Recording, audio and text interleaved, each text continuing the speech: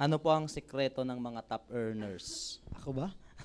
Top 1. Top one. Anong sekreto ng top earners? Nakita ko yung mga kumikita talaga malaki, continuous talaga yung pag-i-improve nila sarili nila. Tapos, may mga tao kasing masipag lang sa isang taon. After 2 years, medyo yung sipag nababawas na. After 3 years, yung sipag paunti-unti nawawala. Ang sikretong nakita ko, hindi man ako, yung mga kasabayan natin, mga Hall of Famer, tapos kasama sa top 20, yung sipag nila lalo pang nadadagdagan. Ano na yan eh, siguro relevant yun dun sa malaki ang binabayaran eh. May mga binabayaran eh. Kaya napaka-importante yung nag-accumulate ka rin ng mga payables. Dumadami rin para talagang hindi ka talaga nakukomport. Tapos yung continuous po yung training. So, yun lang nakita ko. Tapos palakihan ng pangarap talaga. Palakihan talaga ng pangarap.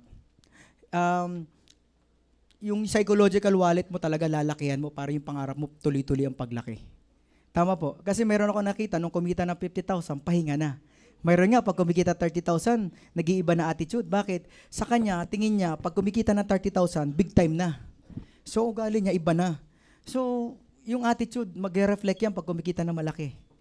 May mga ganun ba kayo? Parang nag-iiba siya. Pag nakapagsalita, mayroon akong tinitrain estudyante na sabi ko, yung ugali, yung bantayan mo yung ugali ng pag may mga kotse na kasi pag nagkakakotse, nag-iiba na. Di ba? Parang pag nagsalita sa magulang, sa kapatid, di ba? Nung nagkakotse lang, kala mo, utos-utusan ng mga kapatid, linisan mo yan. Di ba?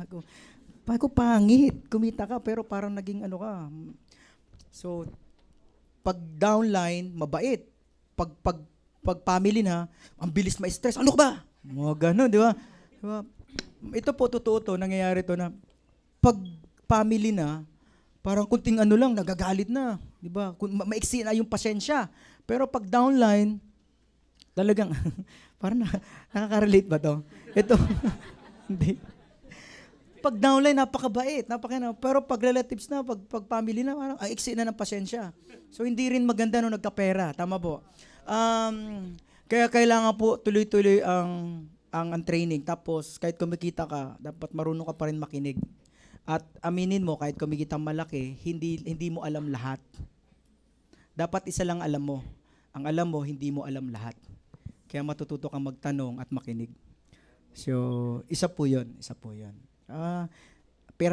Totoo lang po, pera lang yan.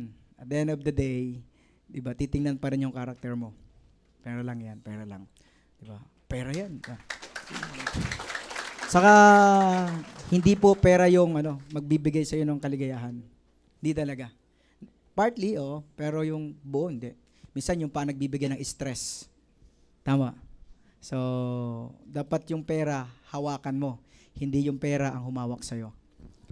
Tama po? Tama. Yan.